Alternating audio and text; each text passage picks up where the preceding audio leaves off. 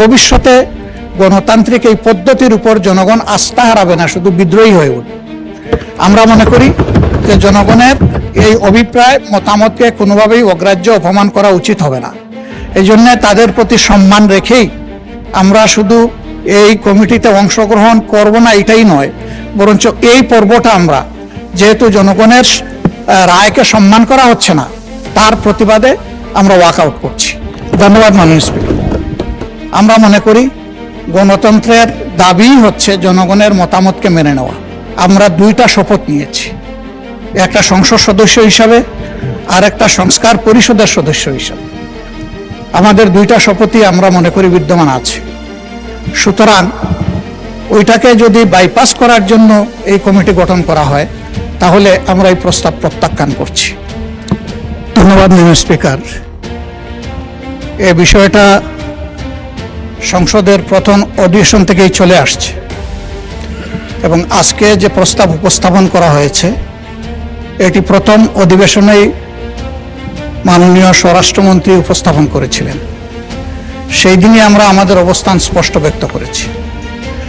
এরপরে এটা সঠিক যে কয়েক দফায় মাননীয় চিফ হুইপ স্বরাষ্ট্রমন্ত্রী মহোদয় আমাদের সাথে যোগাযোগ করেছেন, বসেছেন। আমরা আমাদের অবস্থান স্পষ্ট করেছি। আমরা কখনো বলি নাই যে আমরা নাম দেব সদস্যদের। আমরা কনসেপচুয়ালি এটাকে অ্যাকসেপ্ট করি নাই। আমরা বলেছি আমরা জাতির কাছে ওয়াদাবদ্ধ, যেমন ওয়াদাবদ্ধ ছিল বর্তমান সরকারি দল। আমরা নির্বাচনের আগে সবাই বলেছি গণভোটে হা বলুন, হা ভোট বিজয়ী হলে আমরা গণভোট বাস্তবায়ন করব, এর রায় বাস্তবায়ন করব। এবং এরই প্রেক্ষিতে আমরা দুইটা শপথ নিয়েছি, একটা সংসদ সদস্য হিসাবে আর একটা সংস্কার পরিষদের সদস্য হিসাবে। আমাদের দুইটা শপথই আমরা মনে করি বিদ্যমান আছে। সুতরাং ওইটাকে যদি বাইপাস করার জন্য এই কমিটি গঠন করা হয় তাহলে আমরা এই প্রস্তাব প্রত্যাখ্যান করছি।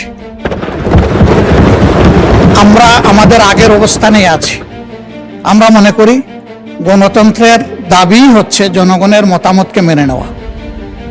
সেই মতামত 70%-এর কাছাকাছি জনগণের মতামত।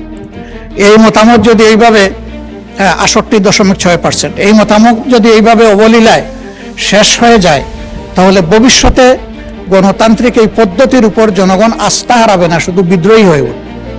আমরা মনে করি যে জনগণের এই অভিপ্রায় মতামতকে কোনোভাবেই অগ্রাহ্য অপমান করা উচিত হবে না। এই জন্য তাদের প্রতি সম্মান রেখেই আমরা শুধু এই কমিটিতে অংশগ্রহণ করব না এটাই নয়, বরঞ্চ এই পর্বটা আমরা যেহেতু জনগণের রায়কে সম্মান করা হচ্ছে না তার প্রতিবাদে আমরা ওয়াকআউট করছি। ধন্যবাদ মাননীয় স্পিকার।